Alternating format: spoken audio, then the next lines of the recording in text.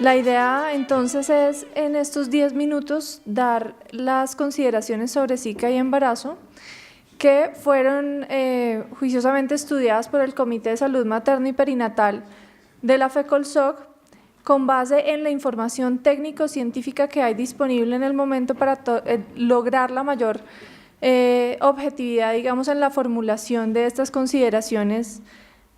y obviamente para disminuir también, como decíamos, todo el proceso de desinformación que a veces ocurre cuando tenemos mucha información de muchas partes. Conocemos básicamente el aumento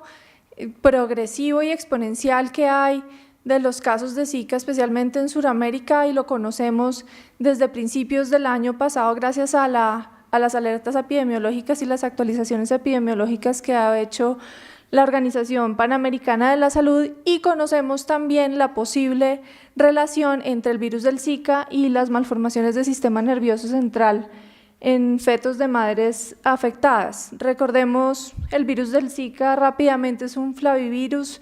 que se transmite por alguno de estos dos vectores que se localizan básicamente en las zonas del país ubicadas por debajo de los 2.200 metros sobre el nivel del mar. El periodo de incubación de este virus es aproximadamente de 3 a 12 días y sus síntomas más característicos serían la fiebre o la febrícula, el exantema maculopapular pruriginoso o rash, las artralgias, la conjuntivitis seca y la astenia y la cefalea. Habría también una serie de síntomas, por decirlo así, secundarios, que también están reportadas como dolor retroocular y síntomas gastrointestinales que pueden hacer parte del cuadro también. Uno de los grandes problemas es que la gran mayoría de pacientes que tienen la infección por el Zika podrían ser asintomáticos, se calcula que más o menos 1 de cada 5, y una vez se presentan los síntomas en ese 1 de cada 5, pues dura más o menos entre 4 y 7 días, es autolimitado.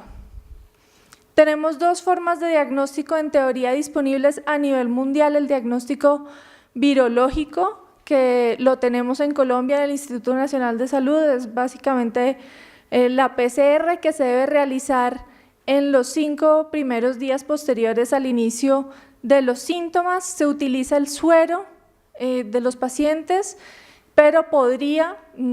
utilizarse otro tipo de secreciones también, como la orina o las secreciones vaginales, por ejemplo. En Colombia estamos usando hasta el momento exclusivamente el suero.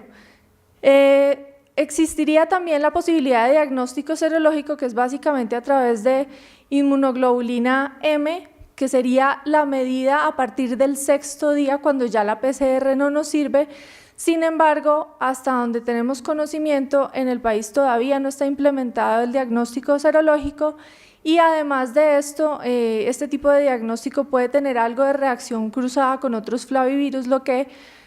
podría ser un poquito más confuso la identificación del virus. Aquí queremos hacer una mención especial a que, pese a que nos hemos encontrado en nuestra revisión muchas definiciones de caso dependiendo del sitio donde provienen, la CDC de Atlanta, por ejemplo, tiene una definición, la Organización Mundial de la Salud otra definición, nosotros nos adherimos a la definición de caso que nos provee el Instituto Nacional de Salud en miras a documentar de manera sistemática y estandarizada este tipo de casos. Entonces, para acogernos a esto, entonces tendríamos caso sospechoso, paciente que presenta exantema y febrícula, o sea mayor de 37.2, y tenga uno o más síntomas de los que mencioné anteriormente, ya sea la conjuntivitis o las artralgias, y que haya estado en menos de 2.200 metros sobre el nivel del mar, o sea, una gran parte de la población en Colombia cumpliría este criterio. Confirmado clínico es que tenga exactamente lo mismo, pero que haya demostrado estar 15 días antes, un periodo de 15 días antes, por debajo de los 2.200 metros, y confirmado con laboratorio sería este caso sospechoso, que ya se confirma con muestra virológica con PCR en los 5 primeros días como lo dijimos anteriormente. ¿Cuál es la posición nuestra frente a el abordaje de las pacientes en embarazo con casos que pueden ser casos potenciales de Zika? Lo primero y lo más importante es obviamente la prevención, y la prevención se basa en este momento en evitar la exposición. Entonces, no viajar a zonas endémicas, y eso es lo que estamos recomendando a las pacientes embarazadas que viven por encima de los 2.200, y si viven en zona endémica, eliminar criaderos, como lo ha dicho claramente el Ministerio de Salud, lavar superficies cada 5 días, el uso tópico de repelentes, y esto es muy importante porque en algunos sitios todavía creen contraindicado en embarazadas este tipo de repelentes que contengan DIT, picaridina o IR3535, cualquiera de los tres, y obviamente asistir tempranamente a los controles prenatales de rutina y consultar rápidamente ante la presentación de síntomas. También es importante que en la labor de documentación que se está llevando a cabo en el país, pues todos sigamos los lineamientos del Instituto Nacional de Salud en cuanto a la notificación de estas pacientes y al envío de muestra de absolutamente todas las gestantes que se cataloguen como caso sospechoso. Pero aquí hay que hacer una aclaración. Muchas de las pacientes van a consultar los 5 primeros días, con lo cual tendríamos la posibilidad de un diagnóstico virológico con PCR, pero muchas otras nos consultan mucho más tarde. Esas pacientes también deben tener suero en el Instituto Nacional de Salud, pero se les debe explicar o se debe hacer de manera explícita la información a la paciente que ese suero no se va a procesar ningún tipo de examen diagnóstico, o sea, ella eventualmente no va a tener ninguna información sobre si tuvo el Zika o no lo tuvo, porque pues básicamente no tenemos la IgM. Ese suero se va a guardar para una posible investigación más adelante. Manejo médico, acordamos que pues finalmente esta es una enfermedad que habitualmente no requiere tratamiento y solamente hay que hacer como un manejo paliativo de los síntomas. Específicamente para embarazadas debe evitarse el contacto de la paciente infectada con el mosquito del género Aedes por 7 días, o sea, la fase virémica, para proteger obviamente otras personas con toldillos o mallas antimosquitos. Y ya los medios, digamos, de tratamiento de estos síntomas serían disminuir la fiebre, ya sea con medios físicos o el uso de acetaminofén, obviamente previa evaluación que no haya una contraindicación para el mismo, manejo de la cefalea igual, no usar aspirina ni antiinflamatorios no esteroideos que están contraindicados en el embarazo y mantener la hidratación. Aquí entramos al tema un poquito más complejo, que es la evaluación fetal. Y aquí, antes de hablar de esto, es importante que todos conozcamos que la tasa de transmisión vertical del virus no se conoce, la incidencia de malformaciones relacionada con la transmisión vertical tampoco se conoce, y si bien es cierto, los hallazgos que se han descrito más comúnmente en la literatura científica son la microcefalia y las calcificaciones del sistema nervioso central, se desconoce aún toda la gama de hallazgos ultrasonográficos que podría tener un bebé eventualmente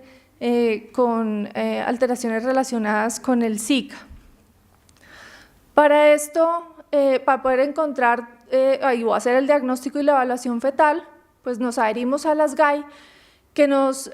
dan la pauta de hacer una evaluación anatómica fetal entre las 18 y las 24 semanas, que sería el periodo donde nosotros empezaríamos a ver realmente las alteraciones del sistema nervioso central relacionadas con el virus. En las pacientes con casos de sospecha o confirmados se recomienda evaluación mediante ecografía cada 3 o 4 semanas, y aquí también queremos hacer una aclaración. Esta ecografía debe ser realizada por personal que tenga entrenamiento en diagnóstico prenatal, ojo, no necesariamente un especialista en medicina materno-fetal, pero sí alguien con entrenamiento en diagnóstico prenatal. Los hallazgos anormales en ecografías de casos sospechosos serían candidatos para hacer la amniocentesis y hacer exactamente el mismo estudio virológico, pero en líquido amniótico, para tratar de documentar la infección en el feto. Y también se les debería ofrecer una amniocentesis a las mujeres embarazadas cuyo PCR en suero haya salido positivo. Aquí, para finalizar, también dirigiéndonos pues como hacia el manejo del feto y el neonato, estamos pendientes para notificar eventualmente todos los productos de la gestación con alteraciones en el sistema nervioso central. Eso implica abortos, óbitos fetales, fetos vivos y recién nacidos vivos también, o mortinatos, y en caso de los recién nacidos, pues hasta los 12 meses de edad. Estamos en todo el proceso de notificación y documentación, y todos estos niños, eventualmente, según el caso, necesitarían la necropsia, el estudio genético, pues para descartar otras causas de alteraciones del sistema nervioso central. Necesitan muestras de suero y tejidos que deben ser enviados al Instituto Nacional de Salud, y está muy bien documentado en estos casos en la circular 061 y en la 04 cómo debe ser el muestreo y el envío de estas muestras.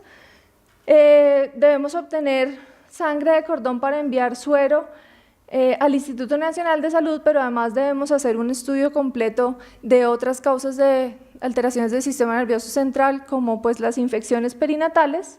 y enviar muestra de tejido de cordón en los niños pues que nacen vivos con la sospecha. Digamos que esto es, en resumen, toda la parte técnico-científica de recomendaciones que da la FECOLSOC, y como ustedes ven, pues muy de la mano de las recomendaciones del Instituto Nacional de Salud.